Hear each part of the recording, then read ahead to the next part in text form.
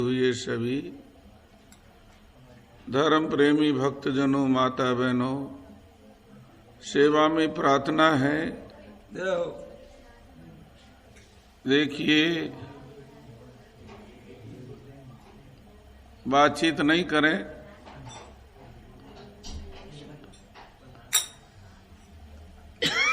रामायण जी के अंदर लेख आता है कि बड़े भाग मानुष तन पावा।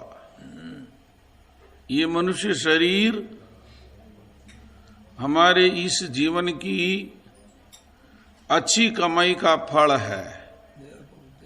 बड़े भाग मानुष तन पावा, यानी हमने अच्छा कोई पुण्य किया है, भलाई का काम किया है और उस पुण्य की कृपा से आज भगवान ने हमारे को ये मानव शरीर दिया है और मानव शरीर के अंदर ही जीव आत्मा राम जी के भजन कर सकता है। बाकी 84 लाख योनियां हैं, वो सब भोग योनियां हैं। आज हमारे यहाँ जो ये सत्संग हो रहा है, भगवान महाप्रभु के परम भक्त श्रीमान नारायण सिंह जी, जिनका पार्थिव शरीर हमारे बीच में नहीं रहा और आज के ठीक 22 वर्ष पहले आज ही के दिन 14 के दिन आपका पार्थिव शरीर हमारे बीच से छोड़कर आप स्वर्ग का शरीर चला गया। आज आप सभी परिवार वाले सभी बच्चों ने, प्रभु सिंह ने, प्रताप सिंह जी ने, छोटू भाई ने, भाई लक्ष्मण ने, हरि भाई ने, सब भाइयों ने, आपकी धर्मपत्नी ने, सभी बच्चे बच्चियों ने मिलकर के आपकी यादगार के अंदर सत्संग रखा है। जानवर और पशु पक्षी के भी संतान है, उनके माता पिता भी मरते हैं, ऐसे सत्संग नहीं हो सकता है, शुभ कर्म नहीं कर सकते। इसलिए इस मानव शरीर को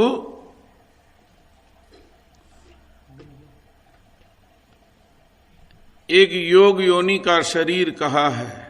बाकी सभी शरीर भोग योनियों के हैं, उसके अंदर जीवात्मा भोग भोगने के लिए आता है। और मानव शरीर प्राप्त करके हमने धर्म नहीं समझा, ईश्वर को नहीं समझा, परोपकार भलाई को जीवन के अंदर नहीं समझा और हमने ही जीवन का मुख्य उद्देश्य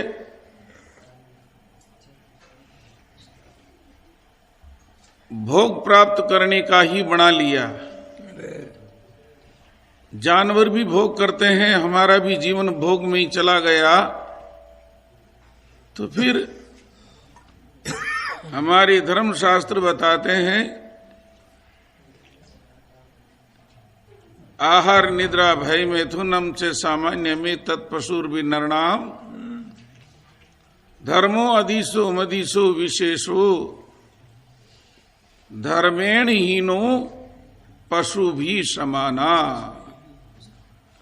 मानव शरीर प्राप्त करके जिन्होंने धर्म और ईश्वर को नहीं समझा, उनका जीवन तो एक पशु के तुल्य ही है। तो बंधु, आज राम जी ने हमारे को मानव शरीर दिया, योग यात्रा का शरीर है और ये शरीर हमारे को भी छोड़ना है। समय पूरा होते ही ये कोठरी खाली करा ली जाएगी।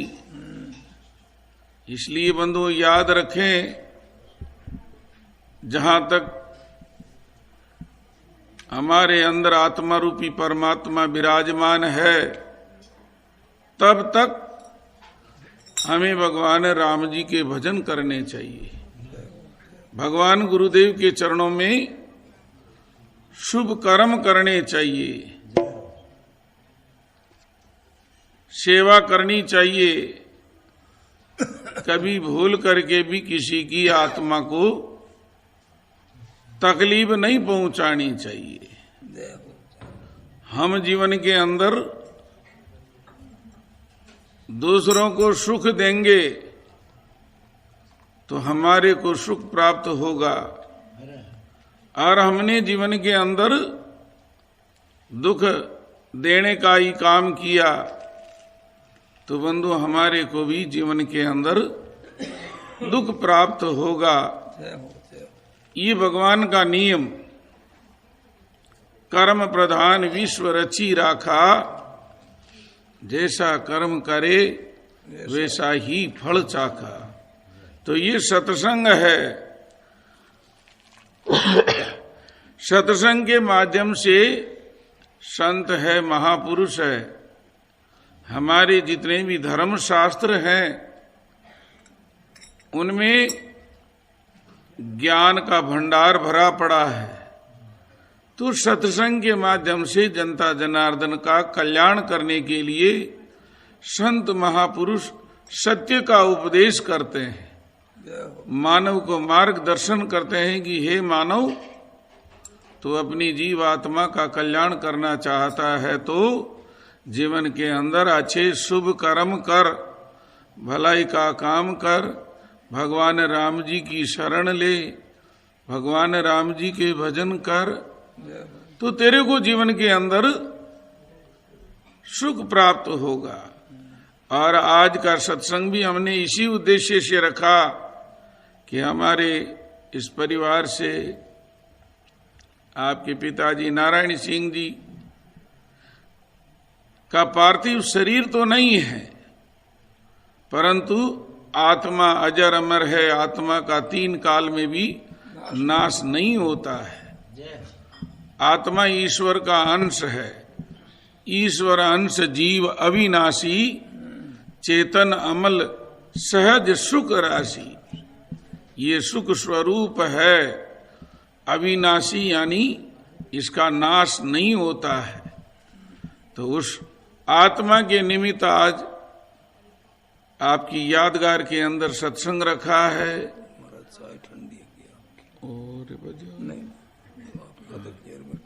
तो सभी से प्रार्थना है, आज हमारे पास तो कोई ताकत है नहीं और कोई बल है नहीं, और जो कुछ बल है तो वो भगवान के नाम का ही बल है।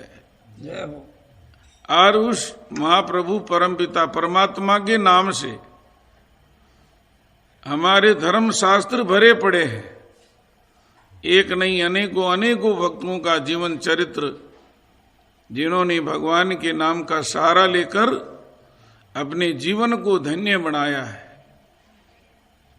तो उसी परमपिता परमात्मा के चरणों में हम प्रार्थना करेंगे कि भगवान हमारे पिताजी की आत्मा जहाँ कहीं भी हो, भगवान आप उनकी आत्मा को शांति बख्शीश करें, सदगति हो, कल्याण हो, और हमारे इस परिवार के ऊपर आपकी दया मेहरबानी कृपा दृष्टि बनी रहे, ऐसा भाव बरते हुए सभी 2-5 मिनट के लिए भगवान के चरणों का ध्यान करके प्रार्थना करेंगे।